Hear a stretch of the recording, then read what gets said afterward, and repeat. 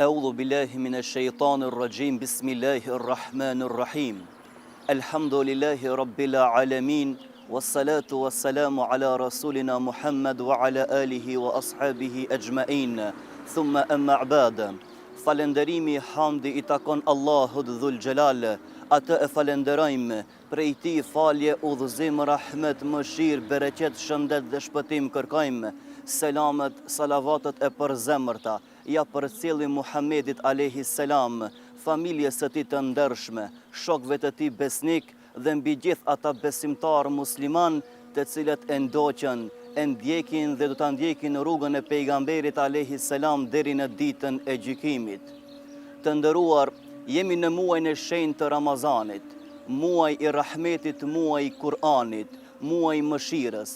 Në këtë muaj ka ndodhur edhe një betejë e madhe, një ngjarje e madhe, ajo është betejë e Bedrit, historia e Bedrit.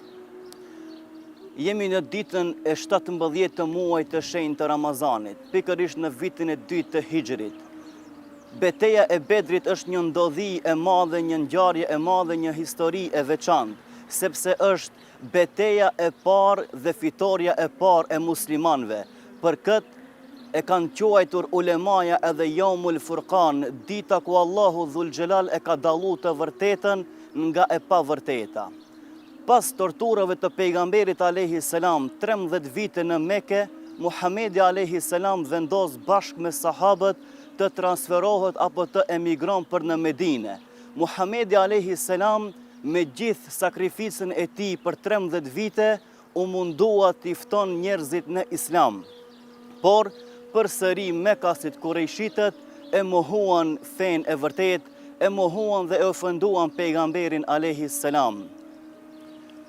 Ata u munduan që vazhdimisht ta torturonin, ta ofendonin, por Muhamedi alayhi salam nga misioni I tij, nga qëllimi I tij nuk u largua asnjëherë.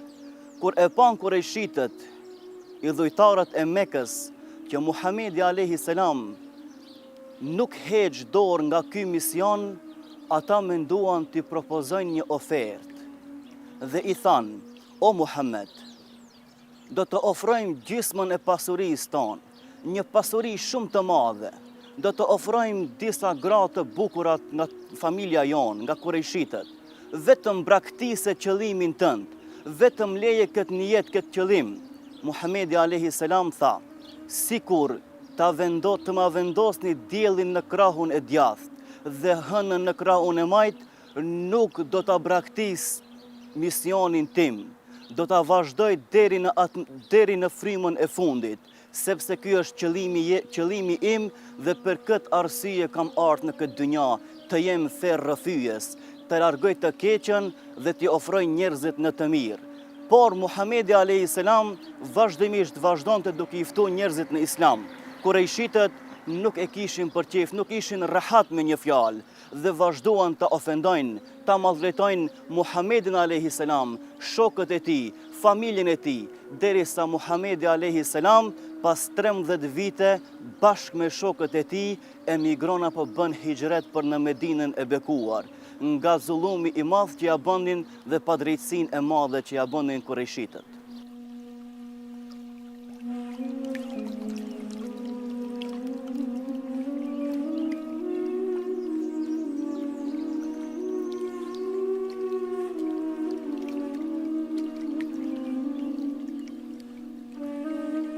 Shkaku I betejës së Bedrit është se Muhamedi alayhi salam pasi emigron për në Medinë, muhaxhirët, shokët e pejgamberit alayhi salam, të cilët kishin imigruar, kishin bë hijret bashkë me Muhamedin alayhi salam, pasurinë e tyre, mallrat e tyre, gjithë I kishin braktisë apo I kishin lënë në Mekë sepse nuk kishin mundësi t'i merrnin me vete. Ata u dobun, pra me zor u largun nga Mekëja. Dhe Mekasit apo kurejshitët e plaçkitën pasurinë e muslimanëve. Muhamedi alayhi salam pasi emigron në Medinë, fillon të ndërton xhaminë e parë, I vllazëron ensarët dhe muhaxhirët. 2 vite para luftës së Bedrit, pejgamberi alayhi salam përgatiti disa djemë të ri të vëzhgojnë qytetin e Mekës dhe të vëzhgojnë kurejshitët se çfarë po bëjnë, të merr informata. derisa një ditë prej ditëve pejgamberi alayhi salam e merr një informatë se Ebu Sufjani, udhëheqësi apo kryetari i Kurejshitëve, e merr udhën të bën tregti prej Mekës për në Sham dhe e kundërta. Pejgamberi alayhi salam të bën disa musliman, i mbledh disa musliman dhe thot të dalim në prit, ta marrim pasurinë tonë, ta marrim hakun tonë. Nuk ishte qëllimi që pejgamberi alayhi salam ta plaçkit Ebu Sufjanin, por ta merr hakun e muslimanëve, ta merr pasurinë e muslimanëve. Për këtë kur e dëgjon Ebu Sufjani, e ndron rrugën dhe e dërgon një prej shokëve të tij të quajtur me emrin Damdame, t'i informon banorët e Mekës se pasuria e tyre po rrezikohet, pasuria e tyre po merret nga Muhamedi biri Abdullahut. Pastaj Muhamedi alayhis salam bashkë me 313 ushtar, ditën e 17 të muajit të shenjtë të Ramazanit, nisën për në kodra, për në vendin e quajtur Bedër, e pikërisht në këtë vend u bë edhe betejë e madhe e quajtur me emrin Bedër. Bedër është një vend afër Mekës dhe mes Mekës dhe Medinës. Ky vend është i njohur në botën arabe, apo është i njohur me puset dhe bunaret që i ka, me ujin e pishëm. Dhe kjo është një strategji e pejgamberit alayhis salam të vendosën të pozicionohen në këtë vend. Kur arrin lajmi në Mekë se po vjen Muhamedi t'ua merr pasurinë, Ebu Xehli, armiku më i madh, koka e kufrit me një fjalë, thot tani erdh momenti të hakmerimi për Muhamedin. Tani erdh momenti që Muhamedit t'ia japim një mësim të madh. Dhe t'u bën diku afër 1000 ushtar dhe niset drejt Bedrit për të luftu bashkë kundër Muhamedit alayhis salam. Ebu Sufjani pasi e kuptoi se Muhamedi po i bën prit, ai ishte shumë i mençur dhe për këtë ishte udhëheq i Kurejshëve. E ndryshoi rrugën, një rrugë që nuk kishte njohuri Muhamedi, nuk kishte njohuri as sahabët. Dhe ju dërgon përsëri mesazh banorëve të Mekës dhe ju thot ka shpëtu karavani juaj, e kam shpëtu mallin e juaj, e kam shpëtu pasurinë e juaj, nuk keni nevojë të luftoni, kthehuni përsëri në shtëpitë juaja. Por Ebu Xehli këmbëngul dhe thot, jo, ne nuk do të kthehemi. Do të marrim vend, do të marrim alkohol, do të marrim disa deve të therrim dhe disa gra të argëtohemi dhe të nesërmën do të luftojmë përballë Muhamedit, t'ia japim një mësim një herë për gjithmonë. Muhamedi alayhis salam e kishte një grup shumë të vogël ushtarësh, diku 313 apo 314 ushtar, 70 deve dhe vetëm 2 kalorës. Pra një ushtri e vogël përballë armikëve që ishin 3 herë apo 3 fish më shumë se grupa e muslimanëve apo ushtria e muslimanëve. Por përsëri Muhamedi alayhis salam vendosi që të del në prit ta merr karavanin. Nuk ishte ideja të luftonin, nuk ishte ideja të dilnin përballë në luftë, sepse e kuptonin që nuk kishin strategji luftarake, nuk kishin ushtri as armatim. Por qëllimi Muhamedit alayhis salam ishte vetëm që të dilnin dhe ta marrin pasurinë, mallrat që u takonte banorëve të Mekës, të cilët u kishin marrë Kurejshitët kur ishin shpërngul për në Medinë. Ky ishte qëllimi Muhamedit alayhis salam. Nuk e dinte se do të ndodh një luftë, por padyshim që caktimi Allahu xhaleshanu ishte që të ndodh kjo luftë. Një herë të marrin mësim për gjithmonë Kurejshitët. Pra ishte një mësim, ishte dëshirë dhe caktim i Allahu xhaleshanu të ndodh kjo luftë, lufta e Bedrit, lufta e madhe. Dhe pejgamberi alayhis salam niset për në Bedër bashkë me ushtrinë e tij të përballet kundër Kurejshitëve. Ditën e Xuma, ditën e 17 Ramazan viti 2 Hijri, Muhamedi alayhis salam përballet me ushtrinë e Kurejshitëve, një ushtri e cila ishte 3 herë më shumë. Pra ky ishte shkaku apo sebepi pse ndodhi betejë e Bedrit, që muslimanët ta marrin pasurinë e tyre.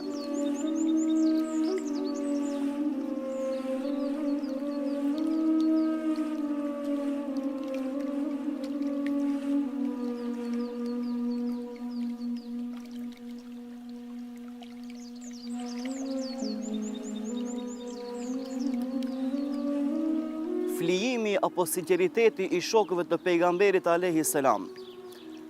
Të gjithë shokët e pejgamberit alayhi salam, edhe muhaxhirët, edhe ensarët, ishin të paluhatshëm dhe ishin të sinqertë, të devotshëm dhe nuk e thyenin urdhrin e pejgamberit alayhi salam. Ata flijuan gjithçka, sakrifikuan gjithçka, ishin shumë të sinqertë. Edhe në këtë luftë u dëshmua sinqeriteti i tyre dhe flijimi i tyre, sepse ishin të gatshëm të jepnin jetën për fenë e Allahut xhaleshanu, ishin të gatshëm të jepnin gjithçka për dinin e Allahut dhul xhelal. Pejgamberi alayhi salam kur niset për në Bedër, merr mendimet e shokëve të tij dhe qohet një prej shokëve të pejgamberit alayhi salam dhe i thot: "Ja Rasulullah, ne nuk kthehemi mbrapa, ne nuk të lëm ty në këtë luftë të vetëm. Nuk të lëm sikur e lanë Musain alayhi salam, por ne do të jemi me ty. Nuk e themi atë që e tha Musa alayhi salam, atë që e than jehudët për Musain alayhi salam, që i than shko ti dhe Zoti yt lufto kundër armiqeve dhe ne do të rrim këtu. Ne po të themi ty o Muhammed, shko ti dhe Zoti yt, ne do të jemi pas teje në këtë luftë." Pra pejgamberi alayhis salam kur i dëgjon këta fjalë, kënaqet shumë. Përsëri thot: "A ka dikush prej jush ndonjë fjalim, ndonjë këshill?" Qohet Saad ibn Muadh dhe i thot: "Ja Rasulullah, ti ke dëshirë të dëgjosh mendimin e ensarëve dhe unë do t'jap mendimin ton. Ne jemi ata që të dham besën në Medinë, nuk të tradhtojmë asnjëherë. Nëse ti na thot neve të hudhemi në det, ne do të hudhemi bashkë me ty në det. Në këtë luftë ne nuk të tradhtojmë, ta japim besën që do të luftojmë deri në momentin e fundit. Vetëm fitoria të jetë në anën e muslimanëve."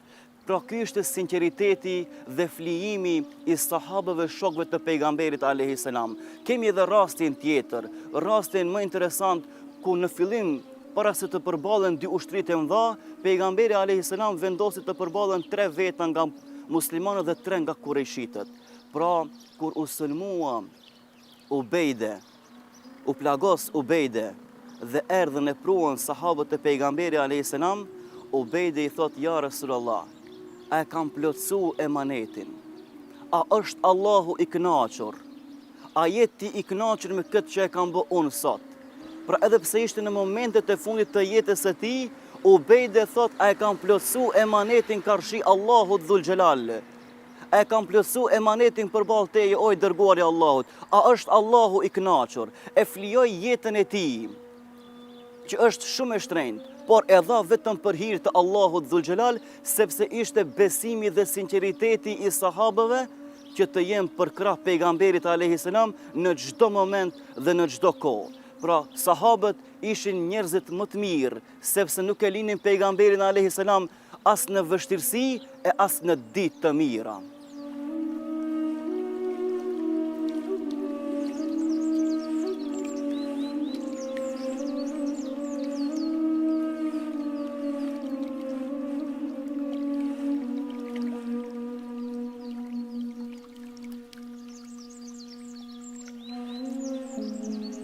Mesazhi apo mësimet të cilët i marrim nga betejë e Bedrit është se kur Allahu xhaleshanuhu është në ndihmën e muslimanëve, dihet se fitoria do të jetë padyshim ajo që është suksesi i gjithëve.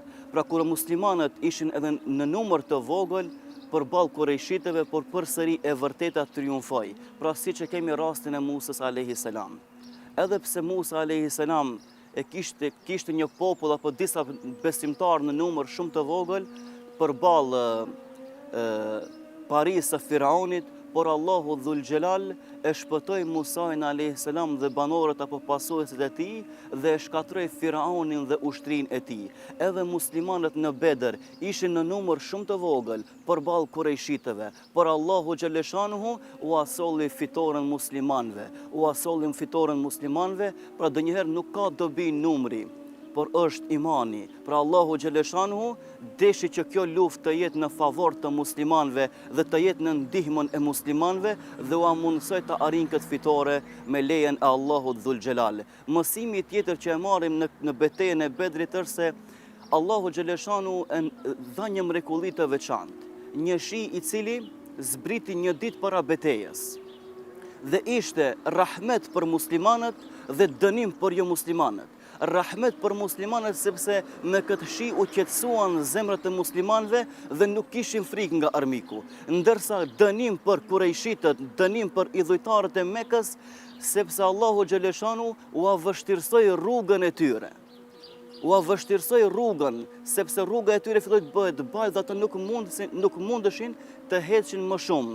Dhe muslimanët arritën të parët në Bedër, u qesuan dhe u freskun me këtë mrekulli nga ana e Allahut Dhul Xhelal. Mësimi tjetër që e marrim nga betejë e Bedrit është se, siç thash në fillim, është quajtur Yawmul Furqan. Yawmul Furqan pra dita ku Allahu Xheleshanu e ka dalluar të vërtetën nga e kota. Në këtë ditë Allahu Dhul Xhelal e ka dallu të vërtetën nga e pavërteta, i ka dallu muslimanët nga jo muslimanët.